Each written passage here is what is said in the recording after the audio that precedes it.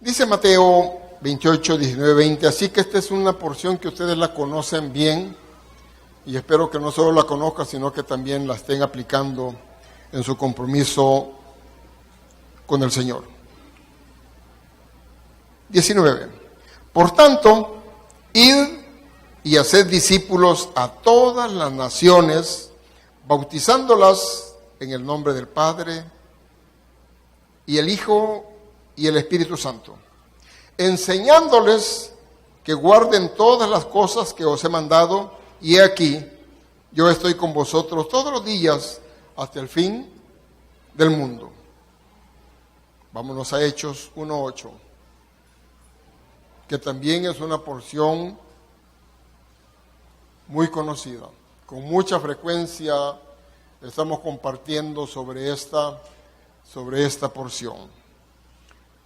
Hechos 1:8 dice, pero recibiréis poder cuando haya venido sobre vosotros el Espíritu Santo, y me seréis testigos en Jerusalén, en toda Judea, en Samaria y hasta lo último de la tierra. Dios mío, aquí estoy en tu presencia, suplicando, Señor, tu unción. Me declaro ante ti, Señor, siervo inútil. Y siervo inútil, Señor, porque estoy ante tu pueblo. Es una tremenda responsabilidad, Señor, el traer la palabra a ellos. Porque ellos son, Señor, la niña de tus ojos, son real sacerdocio, son tu pueblo escogido, al cual desde este estrado, Señor, les bendecimos. Y en esta noche, Señor, yo quiero dar, Señor, de tu palabra para que podamos caminar acertadamente de acuerdo a tus instrucciones. Gracias, Padre. Muévete en esta reunión. Toma control, Señor, a través del poder de tu Espíritu Santo. Lo suplico, Señor, en tu amor. Amén y amén. Quiero compartirles en esta tarde bajo el tema la importancia de la visión para la iglesia de Cristo. Hay un versículo en el Antiguo Testamento, en el libro creo que de Habacuc, donde dice, mi pueblo se extravió por falta de conocimiento. Mi pueblo se extravió por falta de conocimiento. Yo creo que la visión de la iglesia debe ser revisada, y debe ser no solo revisada, sino que aplicada al caminar de cada uno de nosotros. ¿Qué significa la palabra visión? La visión es una representación de lo que debe ser el futuro. Es un conjunto de ideas, algo que deseamos, por lo tanto, es el sueño o imagen de lo que uno quiere alcanzar en un tiempo determinado, y debe ser el norte o la dirección hacia donde se quiere llegar. Es interesante, y yo lo estaba recordando hoy por la mañana que estaba chequeando la información de esta reflexión. Hace un poco más de 9 años llegamos nosotros a esta ciudad. Se nos presentó la oportunidad y Dios interviene en esta acción. Se nos da un local en el centro comercial, el cual en poco tiempo fue insuficiente. Luego nos dan otro local paralelo, y esto nos dio espacio para trabajar por lo menos 1 año más, 2 años, pero crecimos aceleradamente de manera tal que al final el Señor nos sacó porque ya no cabíamos en ese lugar. Pero cuando llegamos aquí, llegamos con una visión, y gracias a Dios que los pastores, y especialmente el pastor general de la iglesia, es un hombre muy sensible a la voz de Dios. Y cuando él se queda aquí y viene y acepta el reto, desde que venimos, él sentía que teníamos extremas limitantes, porque no podíamos crecer a ningún lado, los niños necesitaban la escuela dominical, necesitábamos con los jóvenes espacio suficiente, crecimos en la parte educativa. Tuvimos un tiempo parte del Instituto Bíblico, una escuela de obreros, la cual tuvimos que cerrarla porque ya no podíamos, porque la congregación creció demasiado, pero nuestro pastor comenzó a soñar con un terreno. Creo que un par de meses cuando estábamos allá se comenzó a pedir a la congregación que identificara dónde había terrenos. Los pastores y especialmente el hermano José comenzó a recorrer toda la ciudad buscando lotes baldíos, buscando espacios donde podernos pasar. Pero Dios tenía un plan y no fue sino hasta cuando nos pidieron el edificio donde estábamos y en ese momento, vean qué lindo, en ese momento que estábamos en esa transición, apareció un hermano, un amigo, porque no es hermano, dueño de este local, y nos lo ofreció. Y nos venimos para acá, y es un lugar mucho más amplio que donde estábamos. Pero aquí ya comenzamos también a tener problemas de espacio, pero ya el Señor nos había dado la tierra prometida, ¿hacia dónde vamos? Y esto es producto de una visión que Dios puso en el corazón de nuestro pastor. Y yo creo que la iglesia tiene que tener una visión. Y todos ustedes tienen visiones. Y todos ustedes usted tiene una visión con respecto a su familia. Conozco aquí algunas familias que comenzaron quizás con muchas limitantes y a través de la enseñanza de la iglesia, a través del consejo, a través de las oraciones, las familias fueron mejorando y algunos chicos abandonaron aquella idea de que no podían ir a la universidad, habían salido bachilleres y habían quedado aquí deambulando. Pero el pastor comenzó a orientar a estos muchachos, a estas familias, y hoy tenemos estos jóvenes, muchos de ellos, algunos ya graduados. Tenemos un buen grupo dentro de los jóvenes de la iglesia también que están haciendo sus estudios superiores. Yo creo que algunos de estos ya están cerca de graduarse. Esa es una visión que el padre tiene que esforzarse. ¿Y sabe qué? La visión no tiene que estar limitada por la pobreza. Algunas veces nosotros los padres no queremos esforzarnos porque decimos que no tiene la capacidad económica para poder optar a una carrera universitaria. La pobreza no está en su bolsa. La pobreza está en su mente. Toda pobreza es superada. Y dice, todo lo puedo en Cristo que me fortalece. Entonces hay visión de familia. Hay visión de empresa. Ustedes han visto las empresas que ponen un rótulo y dice visión y misión. Y ponen valores. Nosotros podemos mejorar nuestras condiciones a través de nuestra visión. Y si hay visión hay que luchar por ella. Aunque algunas veces no es muy fácil. Por supuesto que las visiones deben de ser realistas y posibles de alcanzar. Positiva, alentadora, orientada a los objetivos nobles y debe reflejar quiénes somos, cuál es nuestro propósito y las metas que queremos lograr. O sea que hay una serie de principios que debemos respetar y debemos aplicar en nuestra visión. Pero veámosla a la luz de la Biblia y estudiemos lo que es una visión según el pensamiento de Dios, pues las visiones humanas pueden ser que nunca se logren, pero Dios ha prometido que cuando Él siembra una visión en el corazón, es porque Él ha provisto en su palabra las herramientas bíblicas para lograrlo y el poder, oiga bien, y el poder para lograr esa visión. Hechos 1:8. Dios tenía una visión sobre su creación, la humanidad. La humanidad perdió su libertad cuando cayó en pecado allá en el jardín del Edén.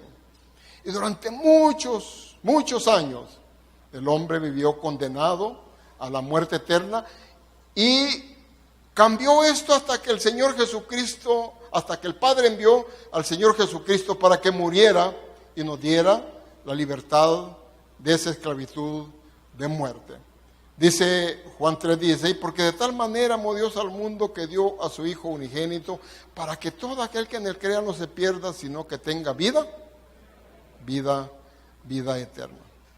Y vemos nosotros al Señor Jesús que escoge a un grupo de hombres, y previo a esa escogitación, dice que Jesús fue al monte y oró. No agarró aquí a Pedro, a Juan, a Manuel, no, él previamente oró al Padre para que él pusiera en su corazón y lo pusiera en su camino quiénes iban a ser los hombres que iban a acompañarlo en tan precioso ministerio de la predicación, la liberación y sanidad, en ese ministerio que hizo el Señor. Caminó con estos hombres durante 3 años y medio, pero nosotros vemos el comportamiento de estos hombres que no eran realmente apegados a lo que debía de ser aquellos hombres que estaban con Jesucristo, que Jesucristo era 100% hombre y 100% Dios. Se comportaban de una manera que no era la adecuada, y nosotros vemos a Pedro, que es el típico, en momentos críticos, cuando tiene sobresaltos, y uno de ellos es cuando llegan a capturar al Señor Jesús, y cuando previo le había dicho Pedro, no permitiré que nadie te acontezca, primero muero yo les. Y cuando llegó el sacerdote a capturar, a llevarse a Jesús, desenfundó su machete y le tiró un machetazo al soldado del sacerdote. Y el machetazo era para quitarle la cabeza, pero como era soldado, era hábil, solo le quitó la oreja. Y el Señor, ¿se acuerdan que lo reprendió? Y el Señor tomó la oreja y se la puso, y otra vez volvió a la normalidad. Esos eran los apóstoles. Pero cuando Jesús es crucificado y es enterrado, cuando Él resucita, camina 40 días con los apóstoles, dándoles las últimas instrucciones para que pudieran hacer el trabajo que la iglesia iba a necesitar al nacer. 40 días. Y antes de ascender a los cielos, le dice a sus discípulos, no os mováis de Jerusalén hasta recibir la promesa del Padre que yo les he hablado. El Señor sabía que estos hombres, y ahí se habían agregado mujeres, no iban a ser efectivos en el trabajo de la predicación para levantar esa iglesia si no tenían esa promesa que el Padre había prometido. Y nos vamos a Hechos 1:8.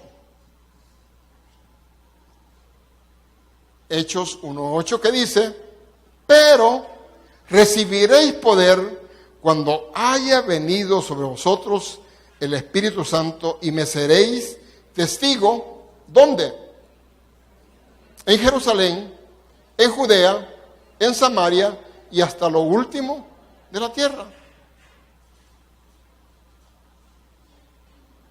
Es como que dijéramos en esta tarde, aplicando la gran comisión, aplicando ese mandato del Señor, y me seréis testigo en Apopa, San Salvador, El Salvador, en América y hasta lo último de la tierra. Ese es el mandato que tenemos nosotros.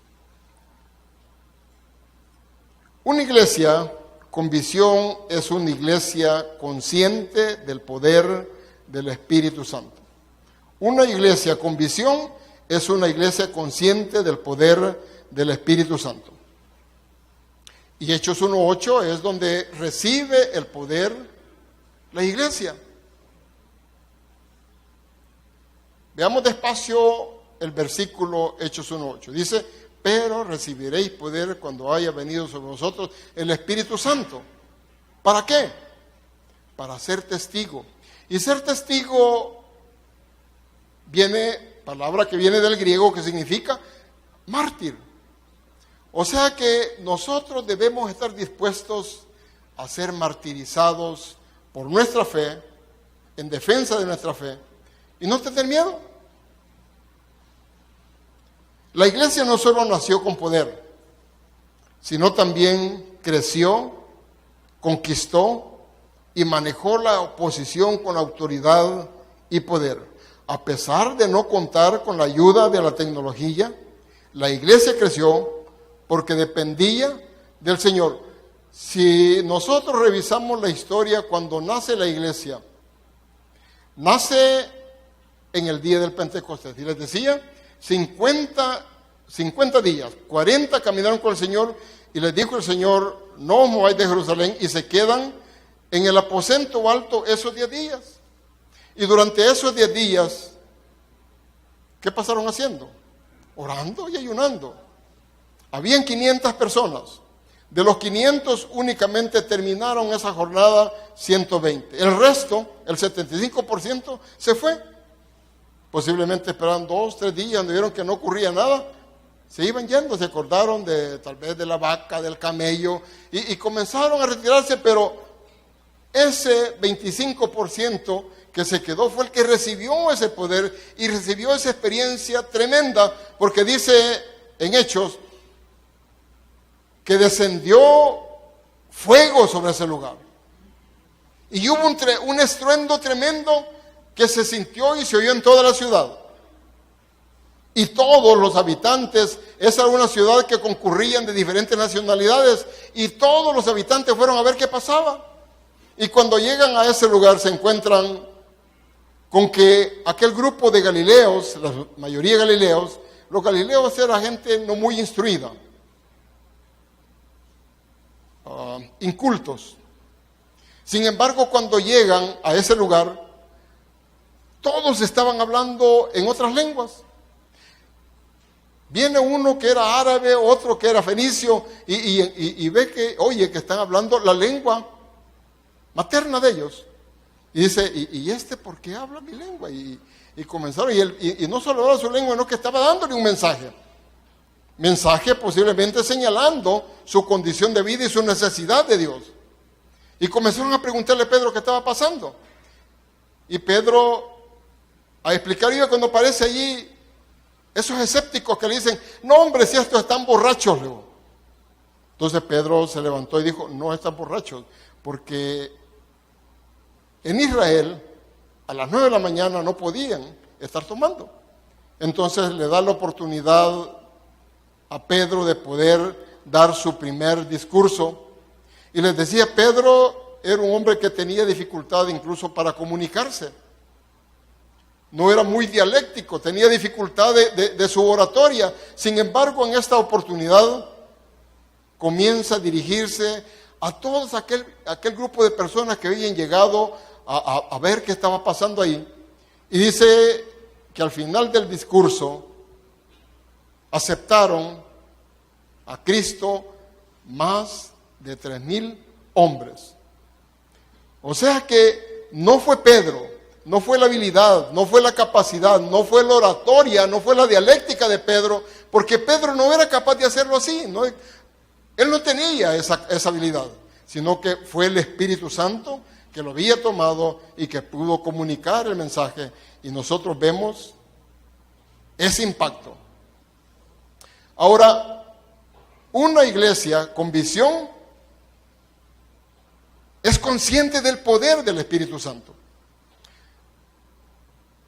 Cuando salimos nosotros, y yo sé, estoy seguro, que el equipo que sale a evangelizar en los diferentes momentos ha dedicado tiempo suficiente para buscar el rostro del Señor, y salen revestidos del poder, porque no son ellos los que van a convertir. Es lindo cuando nosotros en el staff pastoral oímos el informe de la labor que han hecho, de la cantidad de personas que han aceptado a Cristo, la cantidad de familias que han sido contactadas, la cantidad de niños que incluso los han traído a la iglesia. Ese es un trabajo que es el resultado del poder del Espíritu Santo obrando a través de estas personas que Dios ha preparado para ir a evangelizar. Y este equipo de evangelización esperamos que cada día se vaya ampliando, se vaya ensanchando, donde toda la iglesia estemos participando a efecto de hacer un impacto profundo en la ciudad de Apopan. Hechos 4:33. Y dice, y con poder los apóstoles daban testimonio de la resurrección del Señor Jesús, y abundante gracia era sobre ellos. La vida de los apóstoles, definitivamente, estoy seguro, que no era una vida inactiva, sino que muy, muy activa, pero una de las actividades más importantes que ellos tenían era el tiempo de oración. Y ellos habían tenido el mejor modelo. Y nosotros seguimos considerando como el mejor modelo para la oración. Nosotros podemos estudiar la vida del Señor Jesús en el libro de Mateo, en los evangelios de Mateo, de Lucas, de Juan, de Marcos. Y nosotros vamos a encontrar que Jesús siempre estaba buscando tiempo para orar. Incluso Él nos deja consejos para que nosotros no descuidemos la oración. Nos advierte que debemos de velar en oración para que no caigamos en tentación. Los mayores problemas que tenemos nosotros es por descuidar esa actividad. Y algunos porque no buscamos esta experiencia del bautismo del Espíritu Santo, que es muy, muy importante. Cuando hablo de la iglesia, es también su vida particular. Usted lleno y revestido de ese poder, yo le aseguro que va a ser el mejor esposo y la mejor esposa, el mejor padre y la mejor madre, porque siempre van a estar guiados por ese poder, por esa gracia, y Dios los va a bendecir, porque para eso es esta experiencia. Yo estoy seguro que usted va a estar pendiente de las necesidades que hay en su comunidad, pero especialmente en su grupo familiar. El Espíritu le va a dar discernimiento para que sepa cuál es la necesidad de su pareja, cuál es la necesidad de sus hijos. Y uno de los problemas que tenemos nosotros en esta sociedad es que los papás estamos totalmente distanciados de la necesidad de nuestros hijos. Y sabemos que hay necesidades, pero no sabemos cómo abordar esas necesidades. Y cuando no los abordamos, tenemos consecuencias muy, muy graves. Entonces, ¿qué implica esto? Que el Espíritu Santo nos va a dar la fuerza, nos va a dar la sabiduría y nos va a propiciar el momento correcto para que nosotros podamos aconsejar, tener esa comunicación en doble vía con nuestros hijos. Y yo sé que no es fácil. Los papás somos de una generación diferente, pero tenemos nosotros que esforzarnos, que el poder del Espíritu de Dios nos ayude a poder romper esas barreras.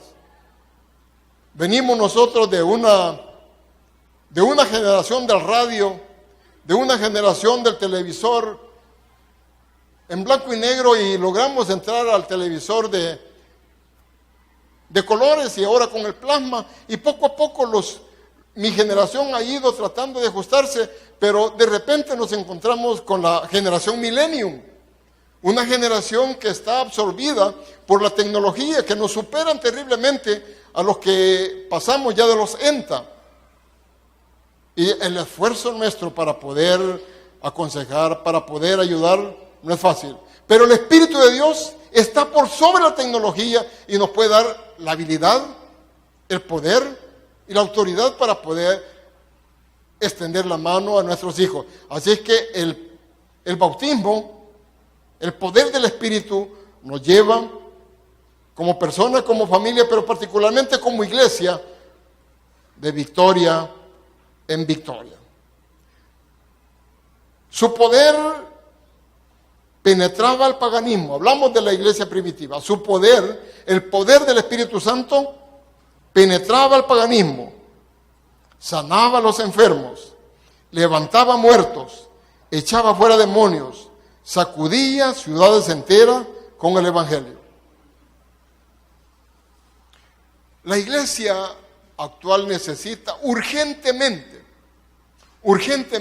ese poder para que nosotros podamos hacer esos milagros y prodigios que hicieron en la iglesia primitiva. Qué lindo que usted se encuentre con alguien paralítico y usted se detenga y ore por él y esa persona se levante. O usted se encuentra con alguien que falleció y el Espíritu le dice, como usted está yendo el Espíritu, ora por él. Y usted ora y esa persona se levanta. Pero el problema que tenemos es que nosotros no estamos dándole el espacio adecuado, suficiente al Espíritu Santo para poder hacer su labor. Dice en Hechos que sacaban a los enfermos a la calle, a las aceras, para que cuando pasaran los apóstoles ocurriera algo en la vida de ellos. Había una fe de que aquellos hombres tenían la autoridad como para poder operar un cambio en esa necesidad. Y yo creo que la fe de la gente tenía un papel y jugaba un papel muy, muy importante. Ahora, ¿qué está pasando con la iglesia? La iglesia está dedicando muy poco tiempo para la oración. No les voy a preguntar, pero muchos escasamente llegamos a la hora, a una hora, que le dijo el Señor, ni una hora habéis podido velar, Pedro, con dificultad. Ya no les digo si oran 3, 4, 5 o 6 horas. Posiblemente las actividades diarias nos distraen tanto que no le damos importancia a la oración. Y ahí perdemos nosotros ese poder del Espíritu Santo, que es el que nos lleva de victoria en victoria. Y que creo que es bueno que nosotros revisemos ese compromiso con Dios. Ya no se diga si nosotros hemos descuidado la lectura de la palabra. En la lectura de la palabra está la brújula de nuestro caminar. Ahí nos está señalando nuestro destino. ¿Hacia dónde vamos?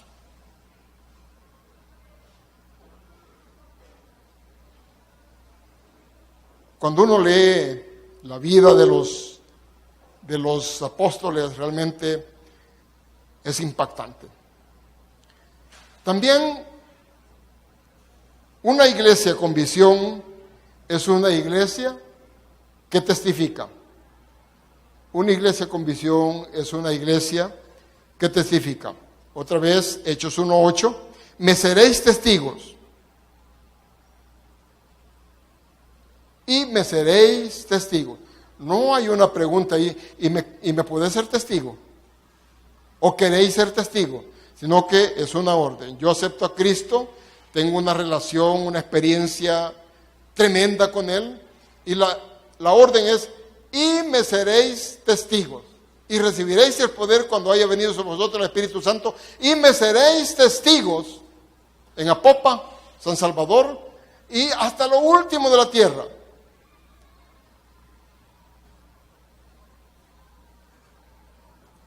Hechos 8:4. Pero los que fueron esparcidos iban por todas las partes anunciando el Evangelio. ¿Y por qué iban anunciando? Porque iban revestidos del poder del Espíritu Santo. De lo contrario, creo que si esa experiencia no se tiene, nos quedamos acomodados en las bancas de la iglesia. La iglesia necesita esta experiencia para levantarse y salir de las 4 paredes. Y es bonito estar en Coinanilla, es bonito que nosotros tengamos esta relación como iglesia, como hermanos, pero Dios no nos ha llamado a encerrarnos en 4 paredes. Nos ha llamado para salir y ganar al mundo para Él. Por eso nos dio ese poder, no para estarlo aquí contemplando dentro de las 4 paredes. Nos dio ese poder para ser testigos de Él.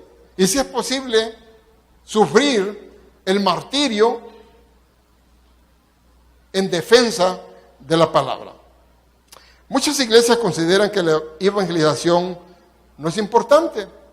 Hay iglesias que no lo están haciendo.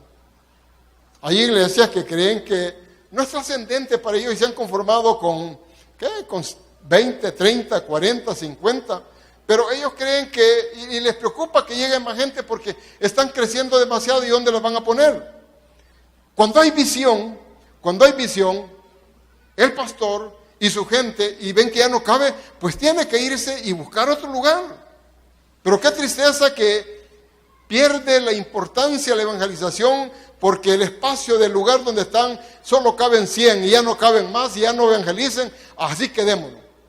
Allí lo que falta realmente es que el Espíritu lo redarguya y lo saque y lo lleve a lugares más amplios, más adecuados para alcanzar la mayor cantidad para Cristo. Dice Alexander Duff, la iglesia que deja de evangelizar pronto dejará de ser evangélica. La iglesia que deja de evangelizar pronto dejará de ser evangélica.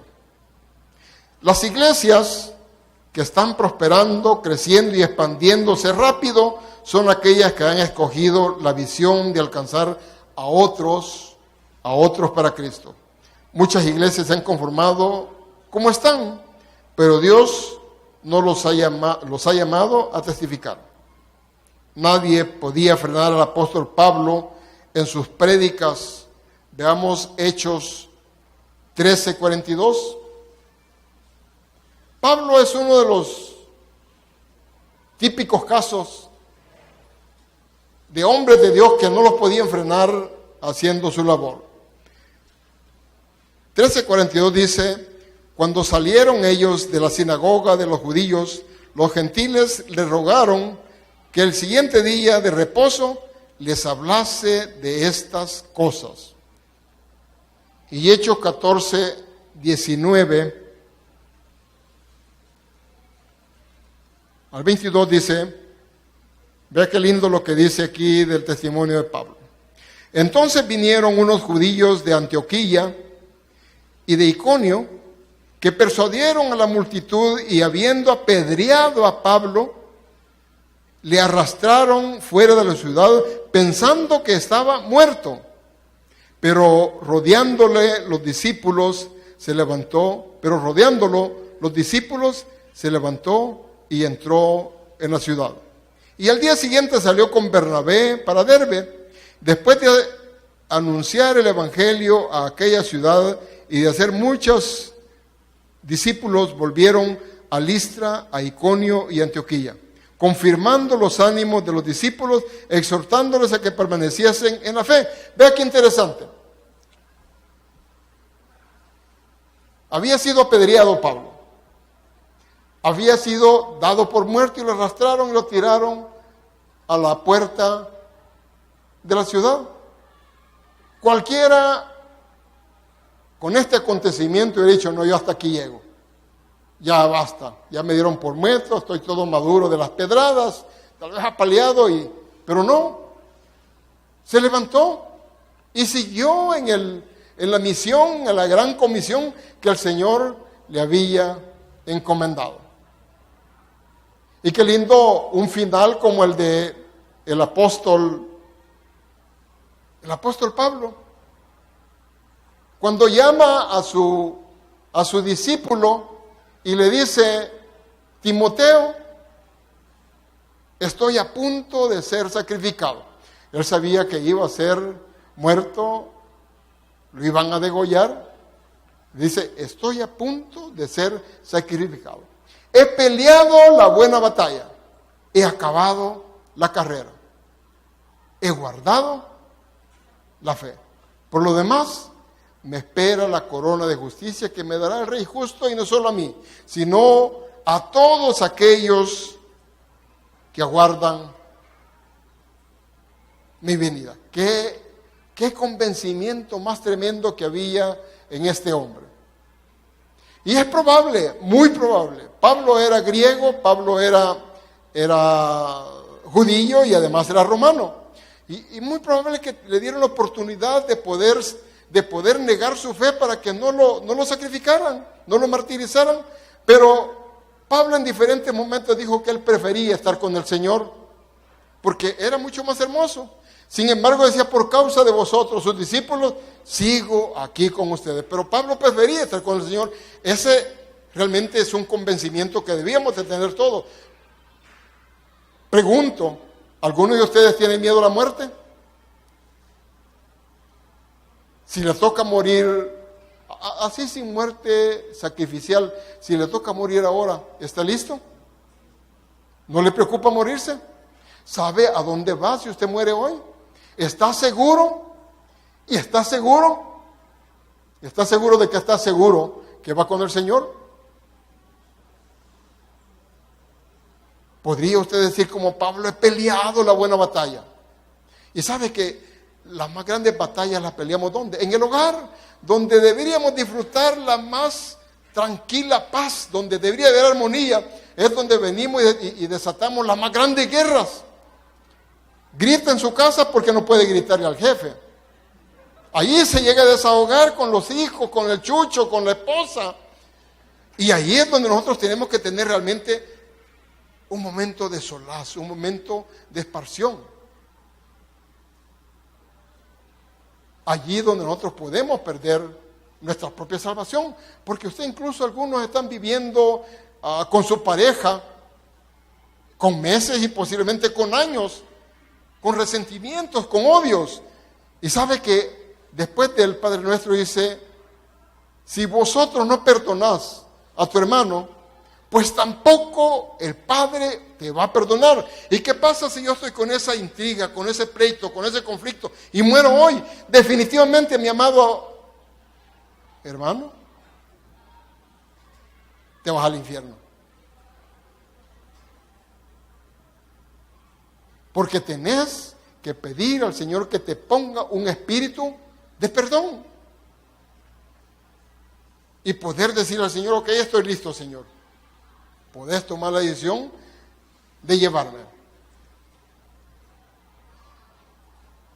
Nadie podía frenar al apóstol Pablo. Yo quiero que veamos una información muy importante para compartir la palabra, para evangelizar estos hombres. Los apóstoles tuvieron esa disposición y seguro otra vez de que ellos bien pudieron haber negado su fe, pero no lo hicieron. Veamos cómo murieron los apóstoles. Todos fueron martirizados. Todos murieron martirizados, a excepción del apóstol Juan, que a pesar de haber sido sacrificado, porque lo metieron en un perol de aceite hirviendo y no murió, lo mandaron a la isla de Patmos.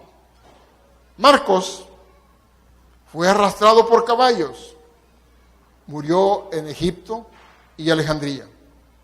Lucas murió ahorcado en Grecia. Juan, en aceite hirviendo, no murió y fue enviado a Patmos, en Turquía, y allí falleció.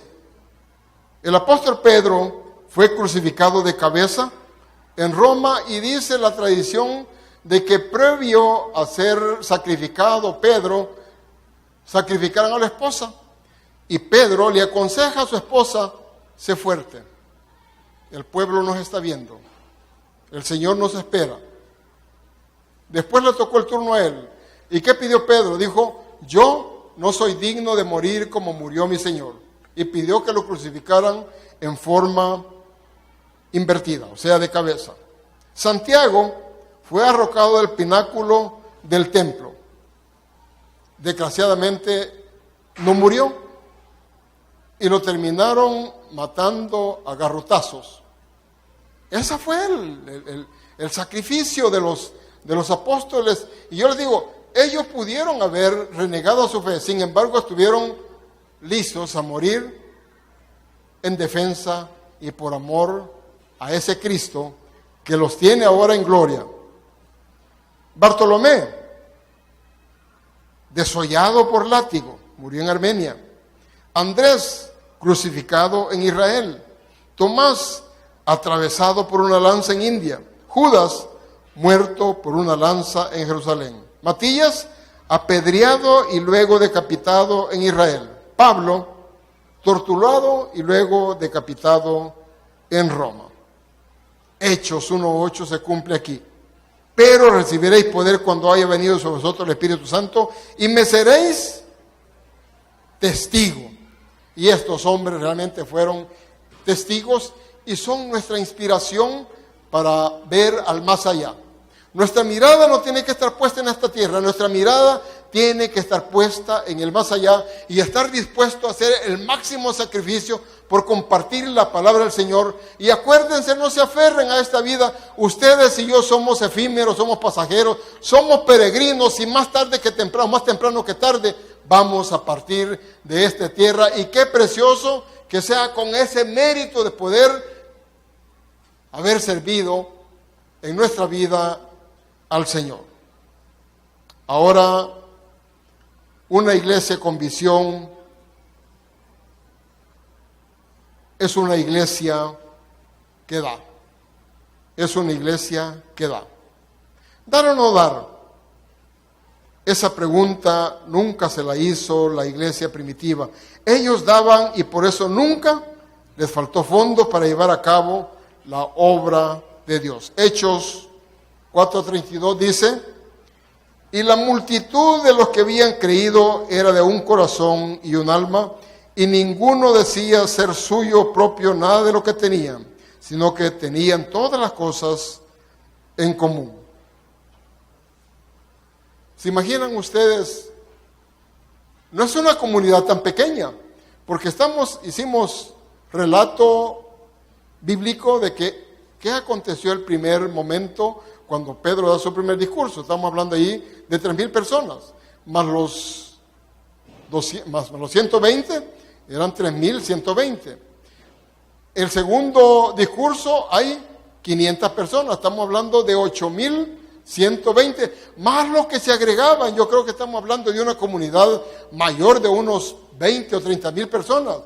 Y esto ya dio conflictos para administrarlo, dio problemas para poder ser equitativo. Entonces parecía ser que las viudas y los huérfanos de los judíos estaban siendo mejor atendidos que los griegos, y dio conflicto ahí para que se atendieran a los griegos. Entonces los apóstoles tomaron la decisión de poner en la administración a un grupo de hermanos de buen testimonio, y fue cuando aparecen 7 diáconos ayudando en la administración. Una iglesia con visión es una iglesia con poder, y una iglesia con visión es una iglesia que testifica. Espero que esta información, que estos consejos ustedes los puedan aplicar. Póngase de pie. El tiempo es nuestro peor enemigo. Ha sido un privilegio compartir con ustedes estos consejos. Inclinen su rostro. Buen Dios y Padre nuestro, muchas gracias, porque sabemos que estamos ubicados en una iglesia que tiene visión. Una iglesia, Señor, que está consciente del poder de tu Espíritu Santo. Durante el año, Señor, nosotros impulsamos tiempo de ayuno y oración con el propósito de tener, Señor, esa llenura de tu Espíritu y obtener ese poder, Señor, para poder tener victoria y poder, Señor, llevar tu palabra en todo momento, con toda la autoridad. Porque ese poder, Señor, nos ayuda a visualizar la grandeza, Señor, de tu mover en esta ciudad, en nuestras vidas y en nuestra familia. Gracias, Señor, porque somos una iglesia que testifica. Ayuda, Señor, a que tengamos una vida de desarrollo, de santidad, para que muchas veces no tengamos necesidad, Señor, de hablar, sino que la gente vea en nosotros y nuestro testimonio hable en nuestra comunidad, nuestro testimonio hable en el trabajo, nuestro testimonio hable dentro de la familia, y que todos, Señor, quieran imitarnos. Bendigo, Dios mío, a cada familia en esta noche y deposita en ellos ese poder de lo alto y dale, Señor, esa victoria en ti. En tu nombre oramos. Amén y amén.